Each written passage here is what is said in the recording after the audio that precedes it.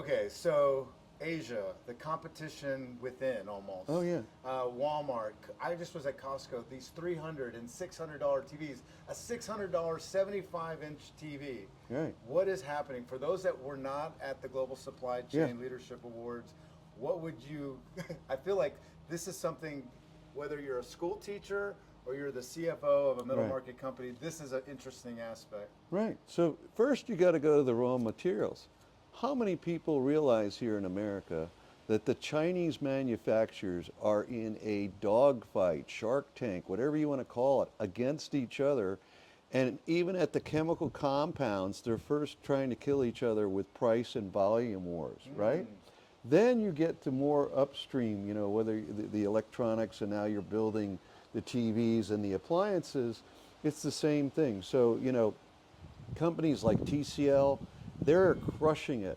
And to your point, we're now at an 86-inch TV for 600 and some dollars, right, in Sam's Club.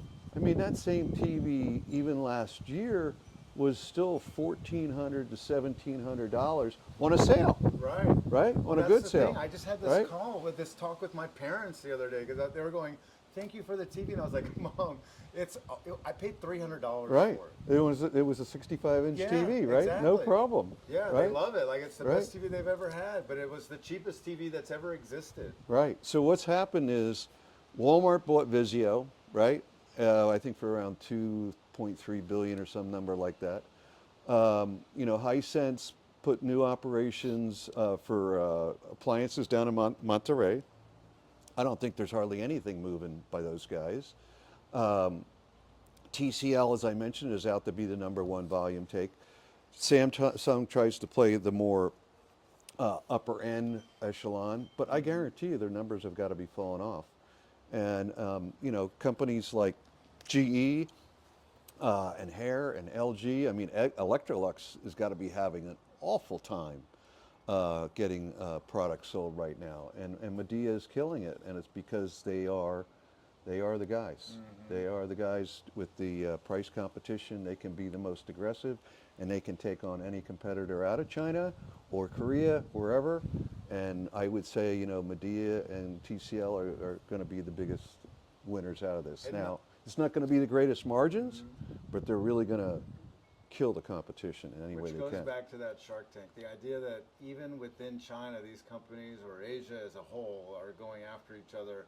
Here in America, if you're not in global supply chain, you might not know that. It's kind of news, Yeah. but you see it. You see it at the stores. And going back to Rick Gonzalez and Yeah. talking about the big box stores, the concept that, I'll pick this up. Going back to Rick Gonzalez and the big box stores, the concept that to make the adjustments of what we see with steel and appliances Right. and all of that, Right. what we are getting the reward from in a way right now might not be so much the same next year. No, correct. So something's got to change. But look, I can tell you in every single industry, even coming into this event, I was at the biggest offshore oil and gas event the week before, and talking to some of our big chemical clients. There is nothing that's going to get bright pretty much until maybe 3 months before midterms, because everything is kind of like, you know we're in expectation of rates are going to come down, but oil and gas is expected to stay at 55 to 65, and then will Uncle Donnie let things go back to normal? I really don't think he's going to on the tariffs. I think he's going to continue to punish companies and bad actors, I guess a better way to put it, whether it's from a political standpoint or terrorist standpoint, or you're just infiltrating and killing our businesses here in the United States. I still think we'll be at war with China, quite frankly, on the tariff side. I don't think it's going to go away. So closing it out, going back Yeah. to the major retailers Right. and brands delivering amid the tariffs, Right. a few of the takeaways. Number one, so with Terry, it was visibility and transparency with AI, Yep. more about clarity. Yep. You get to discern where to take action, like those Right. were the plus sides. Right. Jamie Bragg hit us with just keep learning. I mean, it was Yeah. one of these things where it's like leverage your current technology, but I want to say this just as an observer of the Yeah. room the whole day. Yeah. It's AI isn't the solution for everything. No. No. And Rick was build, de-risk your business as Right. much as you can, 100%. eliminate waste, Right. stay centered to your team. The human factor right now is the most critical. Absolutely. It's funny. Everybody talks about they think AI is going to replace them. No, what AI is actually going to do is going to make you get and earn more money. It's going to get rid of all those extra little things that you don't really need to be doing, right? And wasting your time so you can be more effective, more productive, and get it done. And it's not, the jobs is going to knock out, I think I brought this up, even on audit and pay. We're using it already. They have been using it there for years.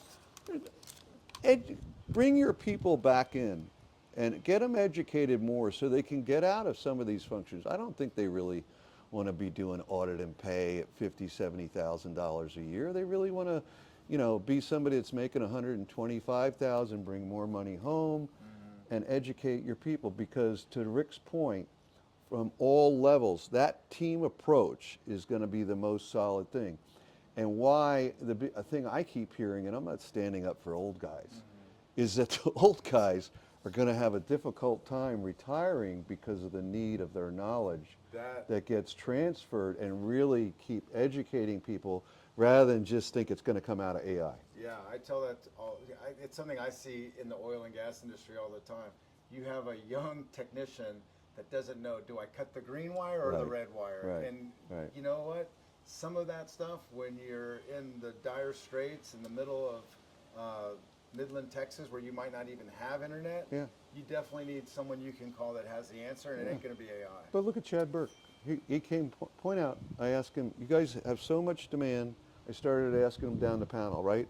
Anthony goes, I'm hiring 47 people a month, no less, or more. Yeah. And Chad goes, this is going to sound odd, but I need people to be able to talk to investment bankers. They're moving $5 trillion into data centers. They got to have somebody that can articulate to the money guy, right? And that base is going to be, you're talking $200,000 base. I mean, people are saying like, oh, there won't be a lot of jobs after the data center's built. My point there is, look at that. You can work for one of the leading manufacturers out there in natural gas turbines and other kind of turbines, and your base is going to start at 200K. I'd be submitting my resume if I was laid off immediately. Yeah, and if you're in a small town somewhere, this is the kind of stuff that affects you in a good way, because one of the things we heard a lot of too is where they go into these municipalities Right. where they don't even know how to handle it all. So you have to have local people 100%. to really help them navigate. And we're talking data centers, energy, Right. and the like. Right.